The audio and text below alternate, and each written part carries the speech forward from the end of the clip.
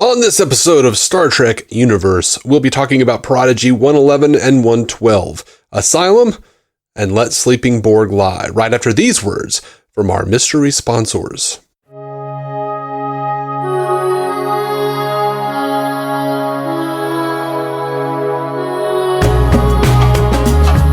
Welcome to Star Trek Universe, a podcast where you get to listen in on two lifelong friends talk about Star Trek like they always do. My name's Matthew Carroll.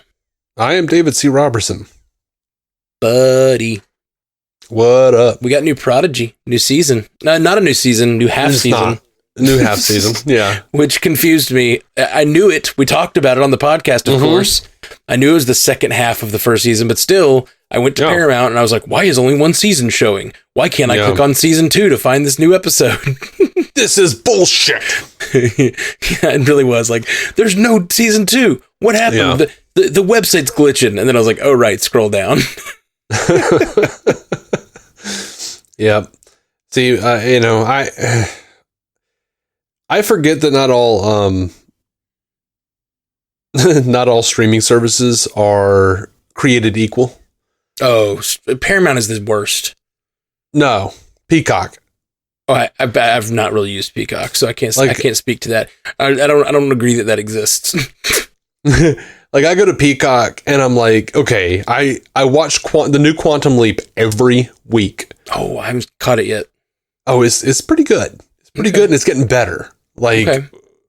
Yeah. But they have all of the original Quantum Leap, and they have the new Quantum Leap. And actually, now's a pretty good time to catch up if you're interested, because tonight is their fall finale. So they'll be, coming back in January or something like that.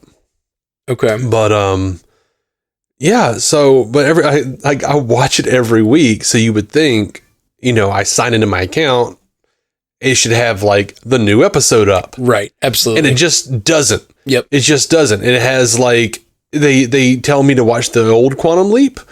I'm like, yeah, I've seen it. One of the worst for that sort of thing, the navigation.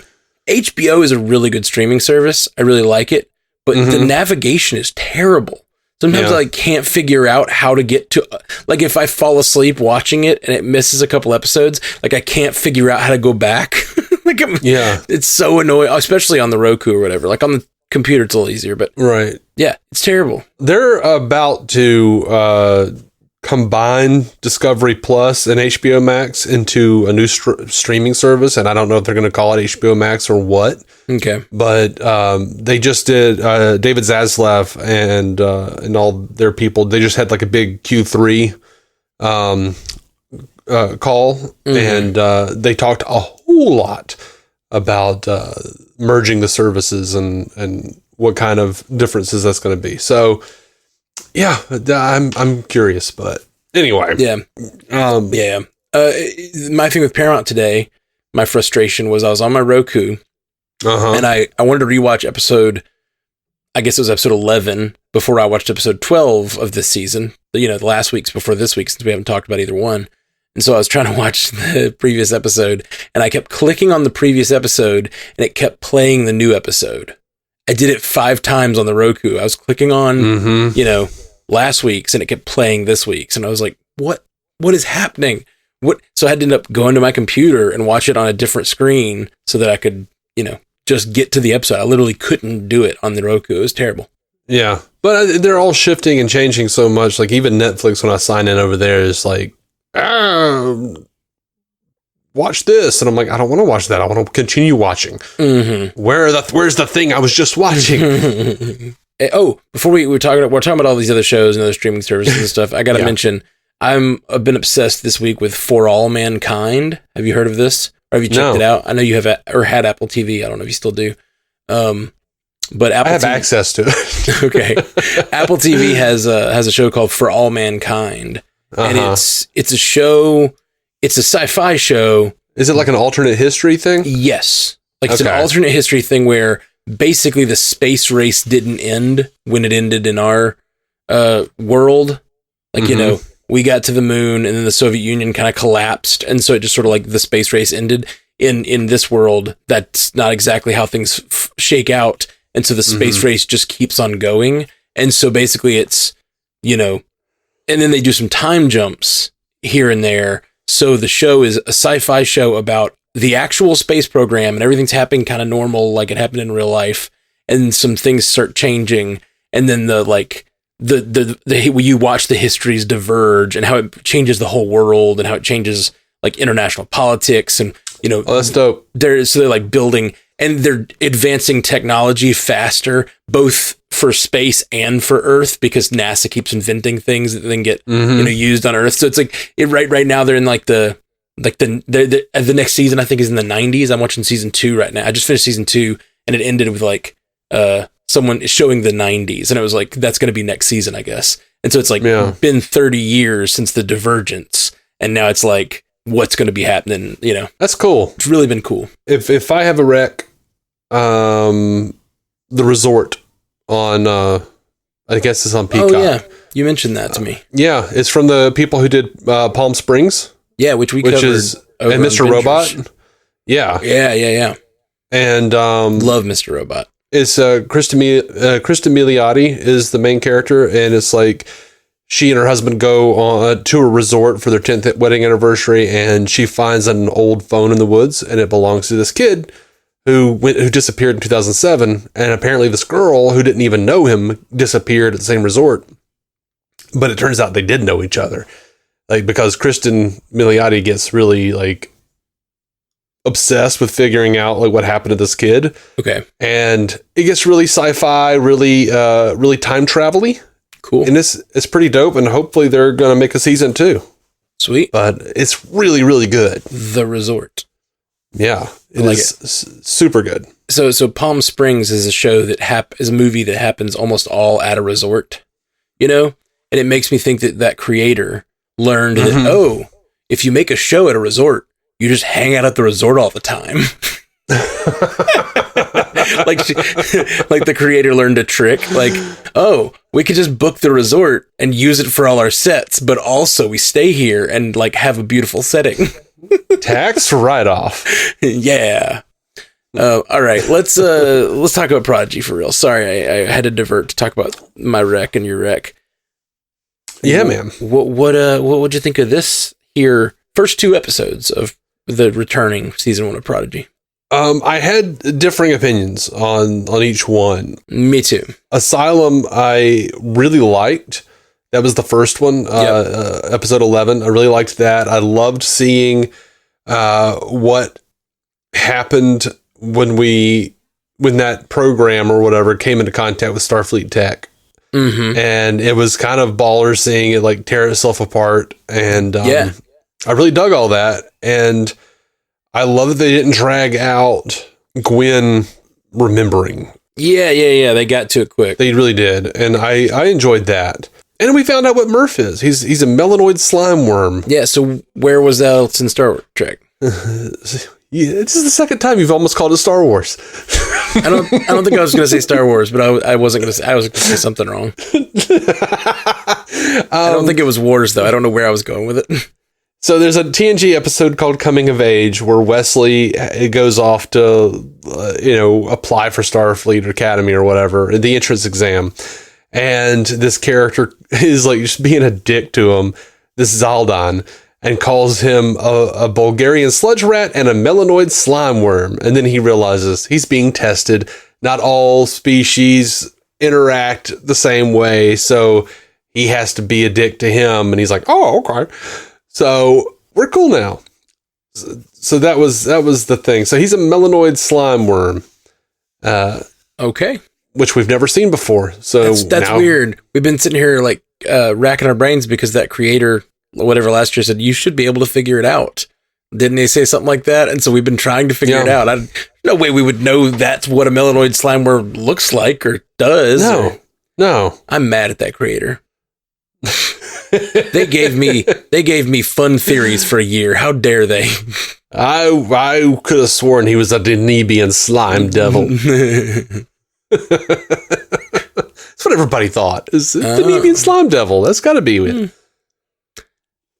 And we found out that apparently when Dahl walks through the machine there that's identifying him, says that because of his species, he's supposed to report immediately to Starfleet Command. Which, what does that mean? I don't know, but the creators have said that there's going to be something. They're going to be using Dal as a story about prejudice within the Federation. Like something's going on with his species that interesting. There's an issue with. My mind goes immediately to like the genetic engineering thing, but we just saw that we're seeing that on Strange New Worlds. Mm-hmm. I doubt it's gonna be the same thing, but if you're tired of that plot point in Star Trek, you got to stop being racist in real life. That's right, guys. Stop all this racism, all of you, so that we want better Star Trek. That's the reason. Sure, racial justice, all that good stuff, but yeah, better Star Trek's the main goal here. It is. Less repetitive Star Trek. Less repetitive Star Trek. We've been doing racism in Star Trek since the 60s, for God's sake. And this is all the racists' fault. Like, it is, you know? Yeah. You just stop. Just stop it. We could just have multiverse episodes. We're the victims here. Yeah. These racists, they're really ruining our fandom. Well, they are, kind of. In more ways than one. In other ways, too, yeah. Yeah. So, this was kind of neat. The station's designation was CR721, which indicates that it could be part of the Pathfinder project that was trying to find Voyager way back in the day. So, if it was that far out in the Delta Quadrant, that would, be a good reason why it wouldn't have connected to all the other Starfleet stuff, Right. I was wondering about that because the whole point of the weapon is that it reaches a Starfleet thing and then spreads. But I guess this command, like whatever, communications relay didn't get that. The weapon didn't disseminate whatever it needed to disseminate, I guess. Right. It's not far enough. It's not close enough. It seems like the weapon would be smart enough to be like, oh, I've only infected one computer. I better not destroy it yet. Like it'd be a time delay. Like, let's wait a week. Yeah. before we tell it to destroy itself. Yeah. Let's just hang out and then wait until like he sends like an update or something. Yeah, exactly. But no. But that wouldn't look cool. It did look cool. I enjoyed all the stuff about Rock trying to do the math. They like reached the end of that pier or whatever and like wanted to jump to, and then the fact that it didn't work. It was good. Yeah, that was good. I really loved the guy on the thinking the ship showing up meant that he was being transferred to the Gamma Quadrant or Nimbus 3. Do you remember Nimbus 3, like the planet of intergalactic peace, that like shitty desert planet in Star Trek 5? Yeah, vaguely, really vaguely. I know the name, but I can't really place the whatever. Yeah, it was meant to be like the planet of intergalactic peace, and there's like a Federation delegate, a Klingon delegate, and a Romulan delegate, and they're just stationed in this like mud hole. It's just like desert, and they're just sitting in a dirty bar drinking. And it's just like this terrible failed experiment from those three organizations. Mm-hmm. And there's just like random people wearing rags and carrying guns around like a desert town. Well, that didn't work out. So that's a Star Trek 3 reference. I feel like Star Trek 5. Oh, I'm sorry. I thought it was 3. Okay, well, I feel like the Star Trek 4 reference was Saving the Whales. What was the Saving the Whales thing? It was the beginning of Asylum. They were just saving whales. Like they were on a water chase with some whales that were being overhunted, and they saved a pregnant whale and moved it to a different part of the water. That was fun. Yeah, I forgot about that. Yeah. But they totally solved the sub. So they totally like when Hologram Janeway was like, "You almost broke the Prime Directive." They totally broke the Prime Directive. I didn't see if they caught the sub or not, but they definitely saw a whale disappear into a shimmer of light, which still feels like you're dancing on the line there, buddy. Yeah. Have them worshiping disappearing whales. Yeah. It's like, and I had the same problem there with like, I really wanted to Remember Star Trek Into Darkness? When at the beginning, when like they have to like reveal themselves to that planet, and they just to save Spock. Yeah, and then we see them like killing their gods, like throwing down their idols and like drawing the Enterprise into sand or whatever. Yeah. I want to go back to that planet and see what happened now. Really, for real. Please give me that gun. Yeah. I want to tell you about an episode of the Orville, but I feel like it'll spoil it for everybody, so I guess I won't.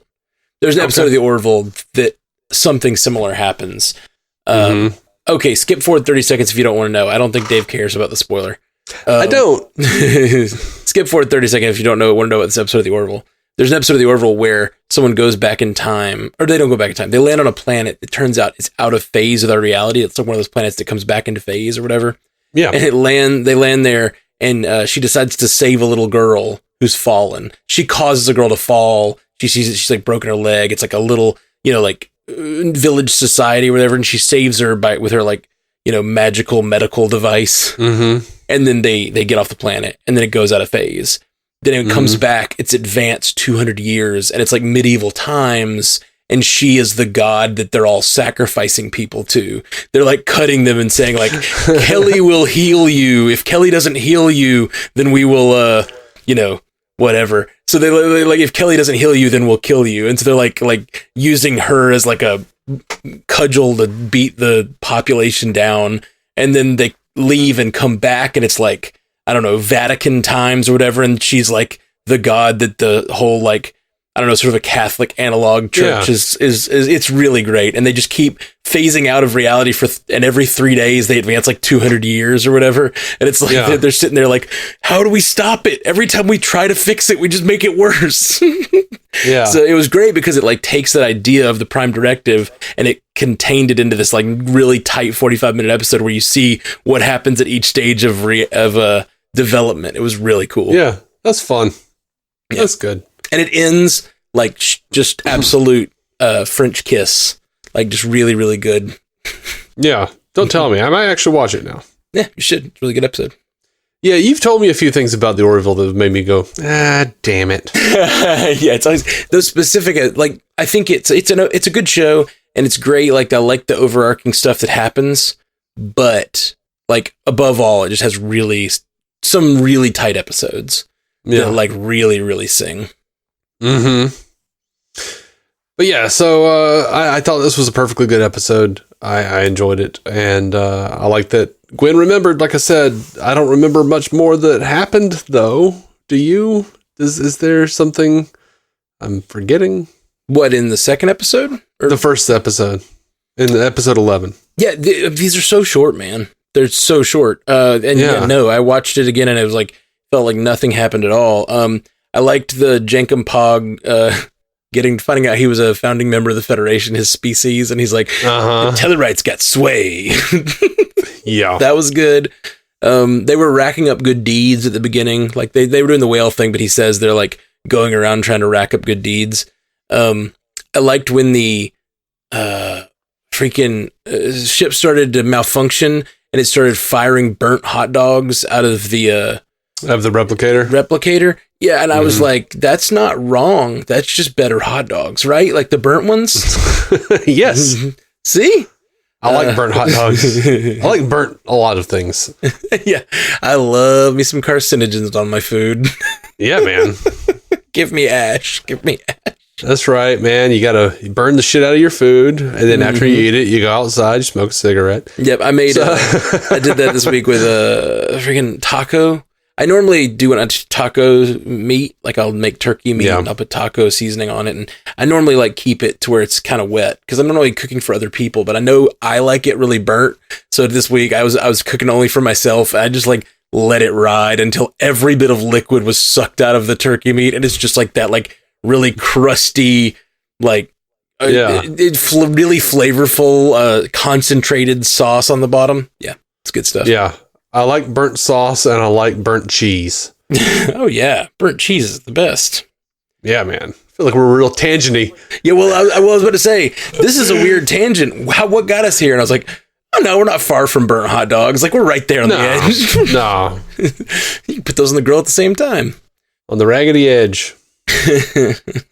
Another line I liked in that first episode is, your logic is not sound. And I think he's talking about, like, jumping from the ship or something. No, your rebuttal is correct, but nonsense. Well, he says your logic is not sound, and he says, in space, there is no sound. And he says, he says that line. That's right. What does he say? Your rebuttal is what? Your rebuttal, she says, Zero says your rebuttal is correct, but nonsense. Yeah, I loved that. In space, there is no sound. Yeah, that was fun. I like how dumb Dal is sometimes. Yeah, it's fun. So the second episode, I didn't like as much, but... Yeah, I didn't either. I feel like maybe this was my fault. Or maybe it was the episode's fault. Like, generally speaking, when I watch a show, I complain if they are too heavy-handed on the exposition. But I feel like they didn't give me exposition. Or maybe they did and I didn't get it.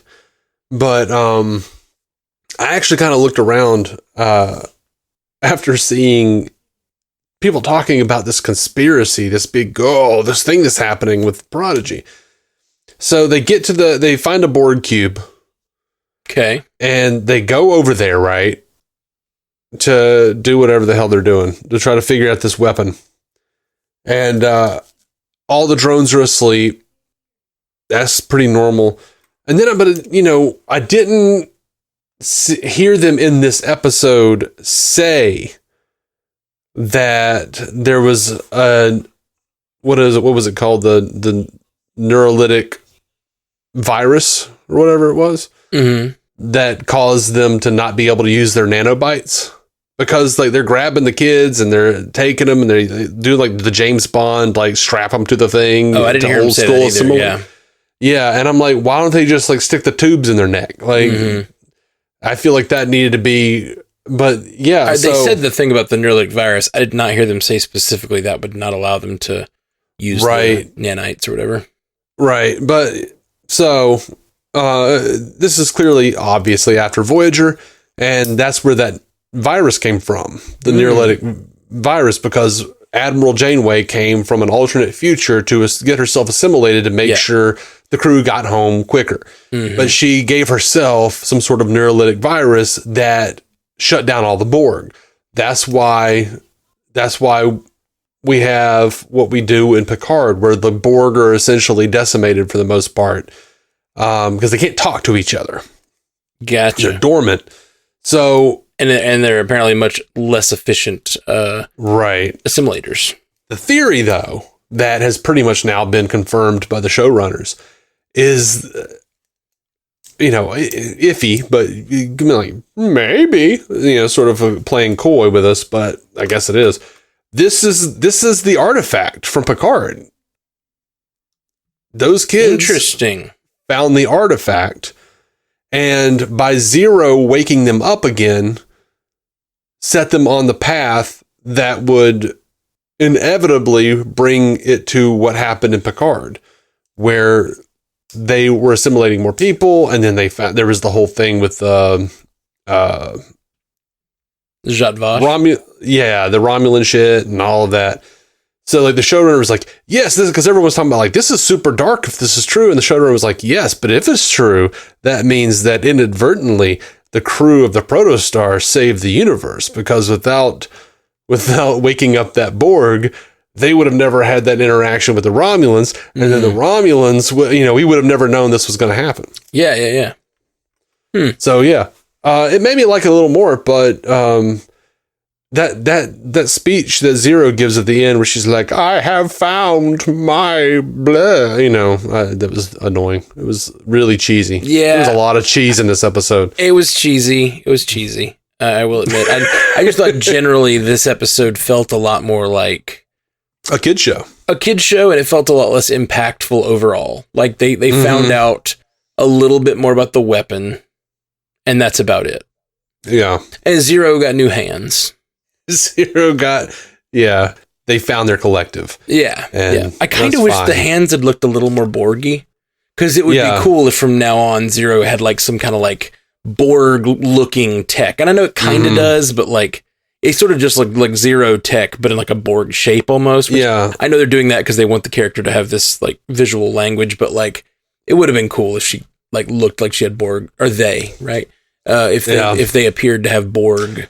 Also, that Borg tech. Drill hand thing, it didn't look like a drill. I guess it looked like, when you have a kid and you buy them like a play drill from play school. Yeah, 100%. It was very, very large, like dull, not a sharp drill at all. It's like you're trying to drill with a banana. Yeah, it's like, it's a sonic drill. All right, doctor. Yeah. Did you like Jason Alexander here as the Tellarite doctor on the whatever it was called, the Dauntless? Oh, that was Jason Alexander as the doctor? I did not know. I didn't know. So really? I just thought he was okay, honestly. I didn't think he was great. But like my pure assessment, not knowing who it was playing him, just like being like, oh, it's a guy. I was like, well, I see what they're going for. Grumpy doctor, cool. But I didn't like feel for him yet. But that would have made me pay more attention. I will say mixed. I feel like mixed results. Adding in the crew of the Dauntless as like almost a B plot on this episode, because we knew that was coming, kind of, but like in such a short show, you don't have much time for a B plot. And I think part of the power of Prodigy is they're like, we got 22 minutes, get in, get out, tell the story. When you got a 45-minute show, you can spare 10 minutes on a B plot. But yeah, I don't know. I'm a little worried that it's going to like make it feel like they're giving each of these stories even less time to develop, which I don't love that idea. But I really liked seeing the other crew, so I don't know. Yeah, I get that too. What was strange to me, what kind of took me out, and I would love to know if this is true, but I kind of suspect that everything that's happening on the Dauntless, like that part of it, is maybe done by a different team of animators, because to me, everything that happens on the Dauntless looks different. Looks less fantastical for sure. It looks less fantastical, but also like just the animation isn't as good, like with in the people's faces and stuff. I think part of that is they're trying to like be a little more like, these are, especially, they have to operate in the same world as Janeway, I guess. But I mean, they have the Janeway hologram that looks very similar. Yeah, I don't know. I don't know why that feels that way. I'm not sure if that's true or if I just cooked that up, but Bethany saw it too, so. Interesting.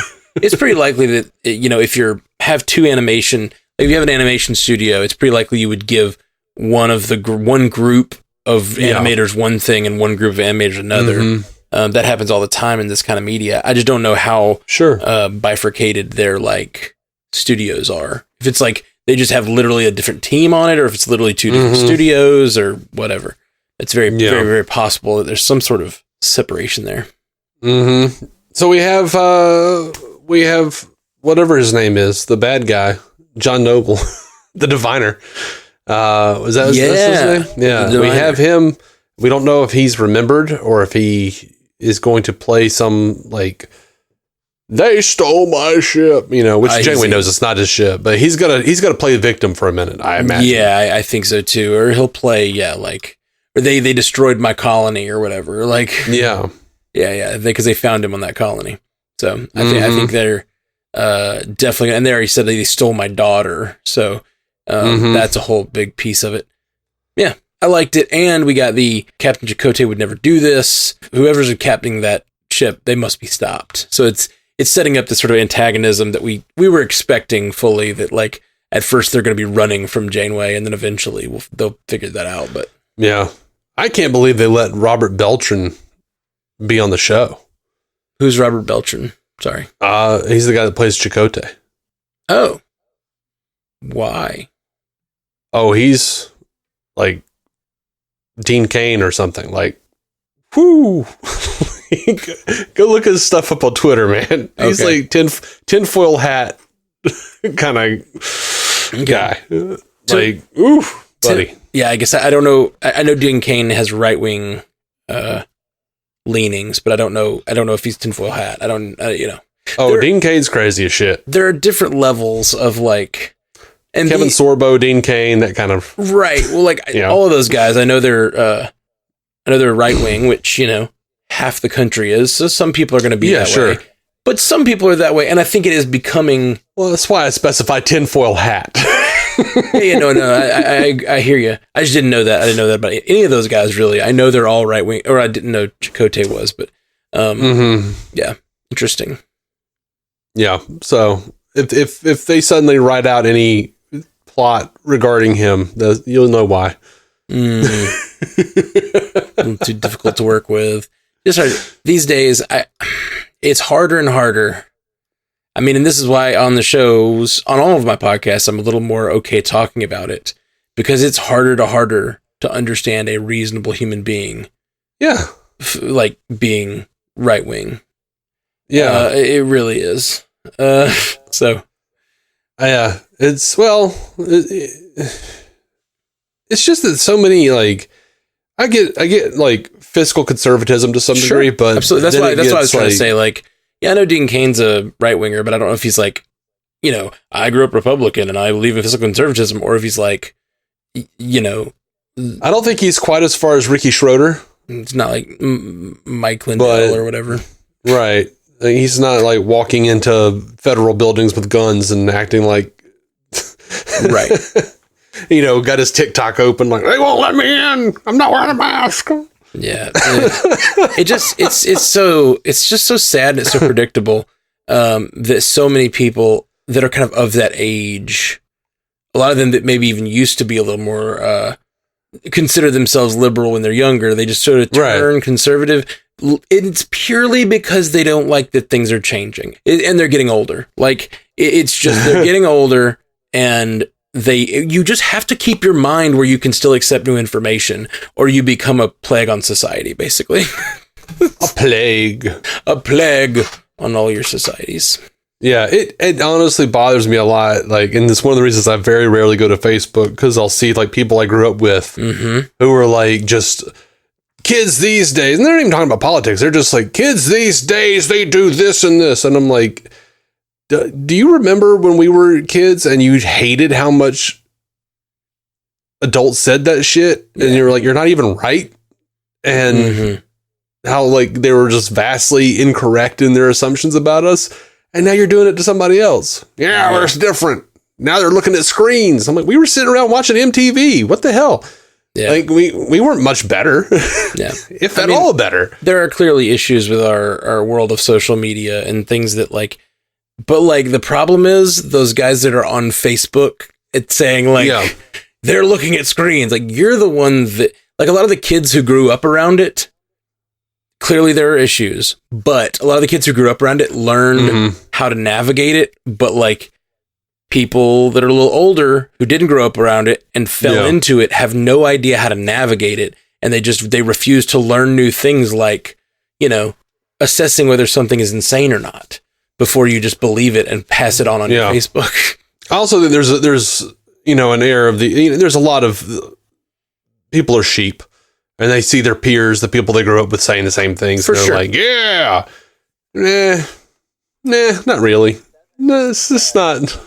That's why I try to engage a little bit on Facebook with that kind of stuff, because I know that I grew up in a very, very Republican like culture and area, and so a lot of my friends are down that rabbit hole that used to be very like kind, compassionate people, and now they're like, half the country needs to die. And I'm just like, I just don't like, and I feel like I need to be the guy who's like, actually, that's not true at all.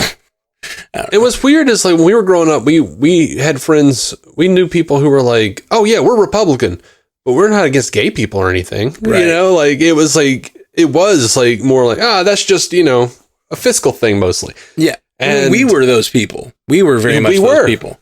Yeah, like I was very much, and even today, I still believe in like, I don't necessarily believe in fiscal conservatism, because I think a lot of that was just is propaganda, honestly.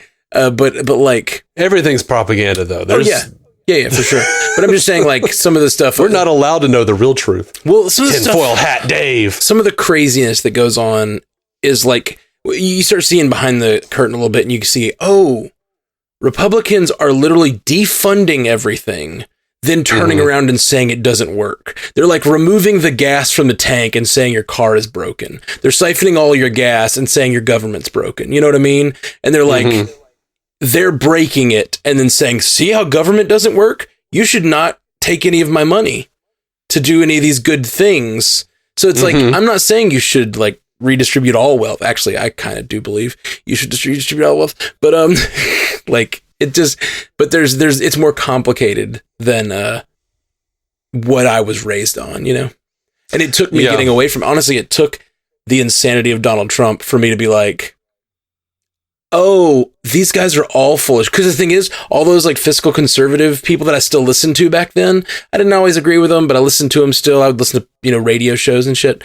They were all like, oh man, this Donald Trump guy's crazy. This rhetoric is dangerous. It's racist. It's this, it's that. And as soon as he won the nomination, they were all like, Lord Emperor Trump, what can we do for you? And I was like, oh, you guys are all, none of you have like any like stones whatsoever. Like you have no integrity. And it just it lost me completely for like, I won't vote for a Republican that supported Donald Trump for the rest of my life. Like if I can track down that they supported Donald Trump, they're done. They're dead to me. Yeah. Cause they all just fell in line and that is sheeple as fuck. They all thought he was dangerous. Every one of them.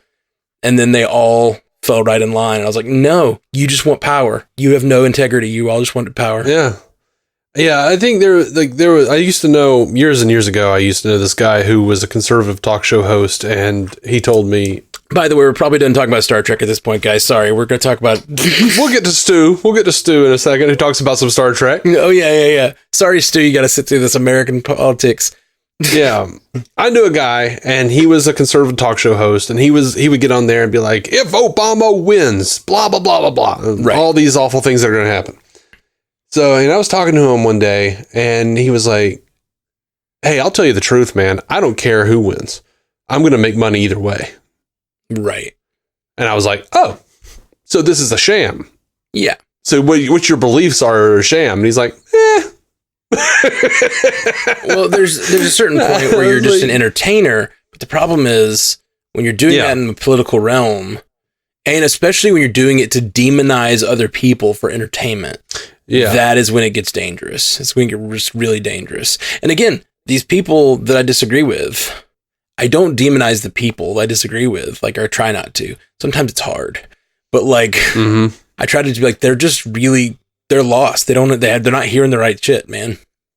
Yeah, but yeah, like I was saying, that was like, I think a lot of the, you know, kids these days bullshit is really, it's like SNL. It's like how people are like, SNL hasn't been good in 20 years. Oh, so it's been 20 years since you've watched it. Cool. Yeah. And I mean, like, well, it's also like, oh, you mean you were 12? Like when you were 12, SNL is funny. Like it's the funniest it ever is. Cause it's like referencing all the stuff, you know, it's like right on the bleeding edge. Your brain is just developed enough to think it's hilarious. And then, like sketch comedy isn't like the height of all comedy, and you sort of like you age out of it, and then you'll see a funny sketch here and there. You know, Weekend Update's still funny or like whatever, but like, and oh my god, this last week's Weekend Update was it great? Freaking hilarious. I love Weekend so Update. Good. I love the I love when Michael Che makes Colin Jost read jokes that he wrote for him. Are they still apparently the hosts now?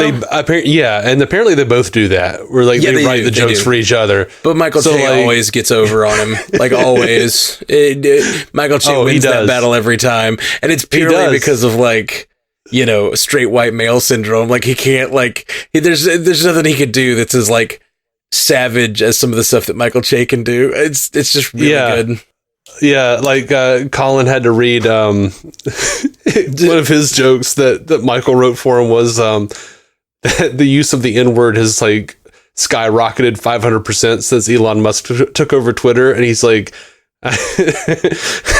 people haven't used the N-word that much since I stubbed my toe last week. The one that I saw on TikTok this week that I just like could not stop is he made he was reading the cards, and he's like, well, I can't finish this joke. I'm too distracted.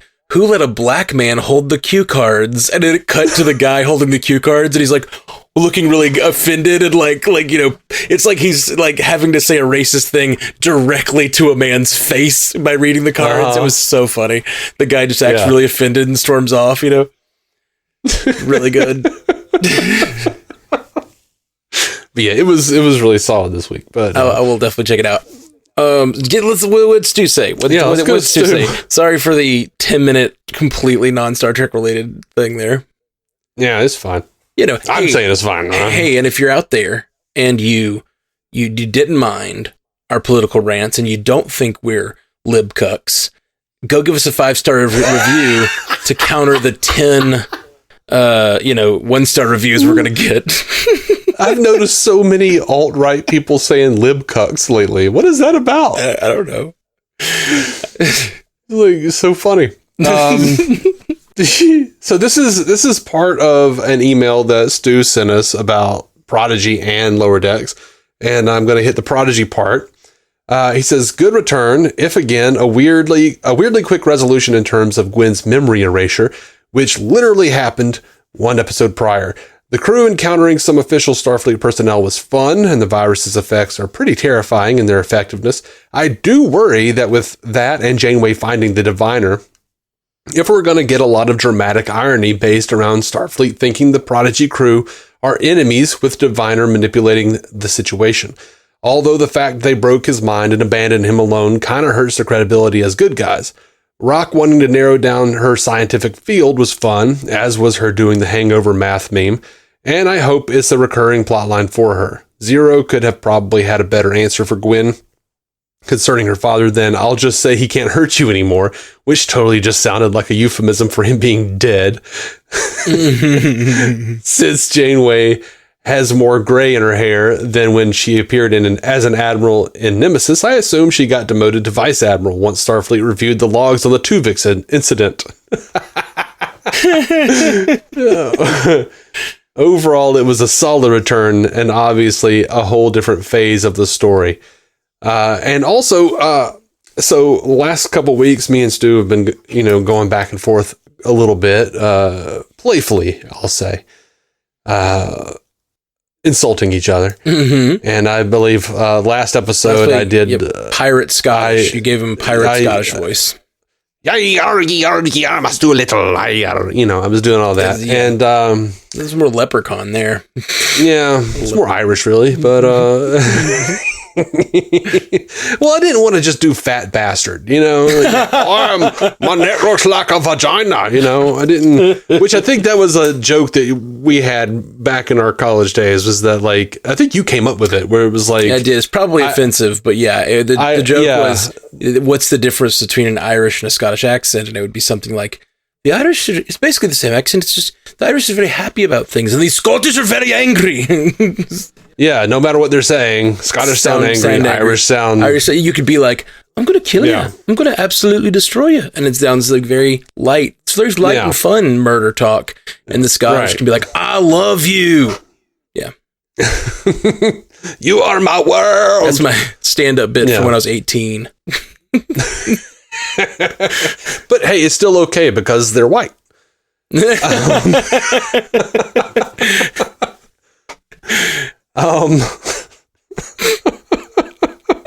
No, okay. So anyway, Stu sent us a voicemail mocking me because turnabout is fair play. Sometimes turnabout is intruder. Sometimes. Well, let's hear the recording that was sent in this week from Stu. Hello, my name's David C. Robertson. People call me David C. Robertson. I'm from Alabama. I like to draw. Life is like a box of chocolates. I like to draw. I mean, you green-blooded son of a bitch. It's your revenge for all those arguments you lost.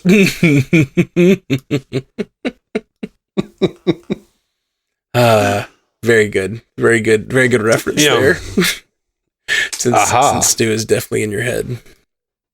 Stu is yeah, he's a little in my head. Stu, your southern accent is so offensive. It like really does sound like he's. I know he's going for somewhere between he's doing Forrest Gump. Forrest Gump, yeah. But it's like it's really leaning into that like southern people are mentally challenged. Yes, it did sound. It sounded more mentally challenged than even Forrest Gump. Than even Forrest Gump. Yeah, it did. So thank you for that. Thank you for that. I enjoyed it. So let write a note to Stu so when you wake up as him later, that he knows I appreciated it. Yeah, if you haven't heard the show and there's others, yeah, that's the joke is that Stu is part of my brain. Yeah, Stu is Dave's alter really ego. just me.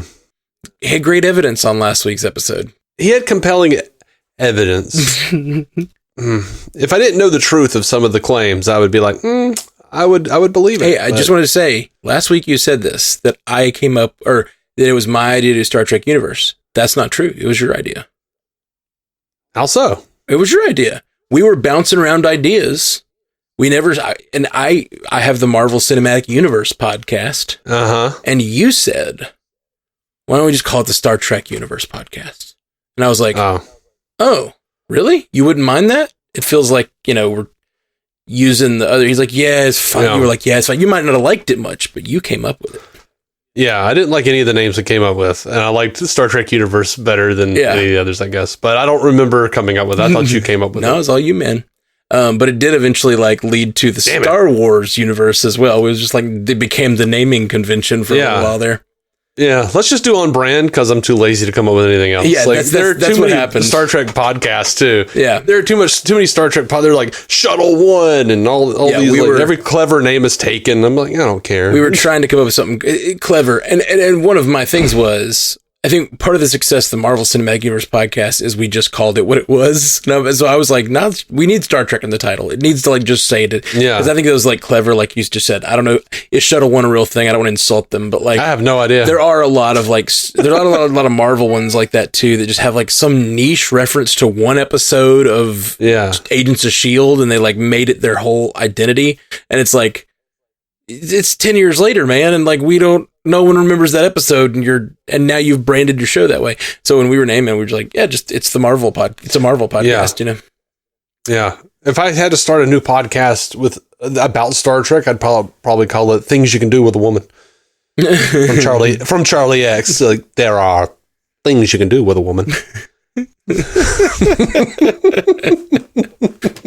Oh man, things you can do with a woman. A Star Trek podcast. Man, I was watching oh gosh, and you would have recognized it immediately. I didn't recognize it, but I was watching For All Mankind, which I mentioned earlier, and one of the astronauts turns to the other one and gives this really inspiring speech, and then the guy goes, "Is that from Star Trek?" She's like, yeah, and she names the episode and the air date and everything. Nice. Was it the Risk Is Our Business? I think it might have been. What episode was that? Oh God, let me think. I think what episode is that? How'd you do? Good job. How did you do that? That's a really good speech. It was Risk. He says Risk is our I think business. He says season 1, episode 23 or something like that. That sounds right. That sounds about right. Yeah, roughly, I guess. I don't know. She says it I don't know. She delivers it so beautifully.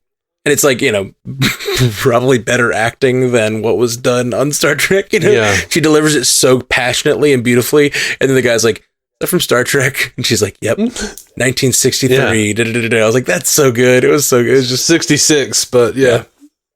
It was really good. Yeah. It's a great speech. That's the first thing that I think of is when you say a great speech from Star Trek, I'm like, yeah, it has to be Risk is Our Business.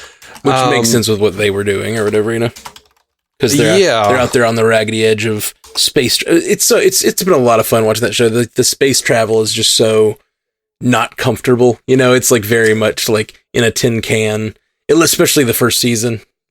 Really, it's been fun. I like it. The internet says it's Return to Tomorrow. I can't remember if that's what she said, but it was. I thought if you said the name of the episode, I'd be like, yeah, that was what she said, but I can't remember. But anyway, I think you're right though. Yeah.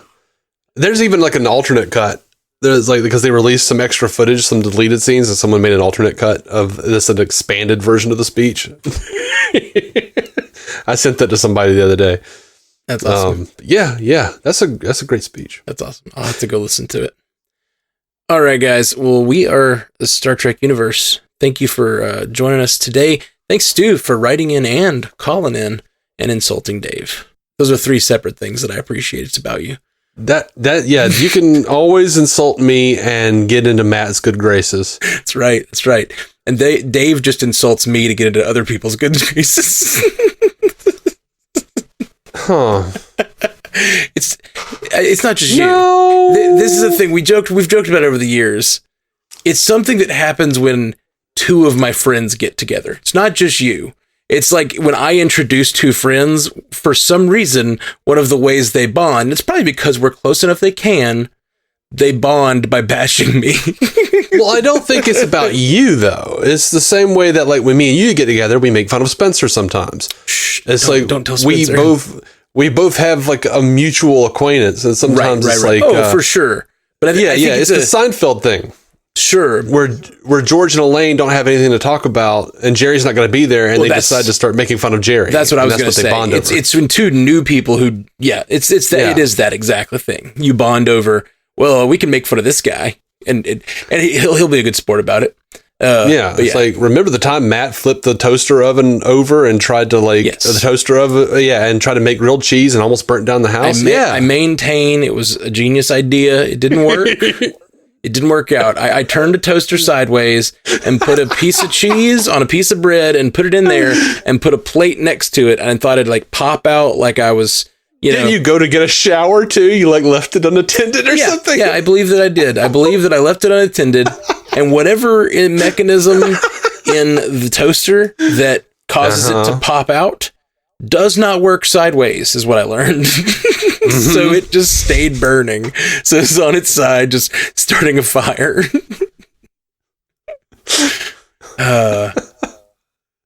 Good times. All right. Joel Untrue. Live long and prosper. Thank you for listening to the Star Trek Universe Podcast, a Stranded Panda production. If you'd like to hear more from David C. Robertson, check out the DC On Screen podcast or maladjusted.tv for his web videos. If you'd like to hear more from Matthew Carroll, check out the Marvel Cinematic Universe podcast or listen to his music. Just search for Matthew Carroll anywhere you get music.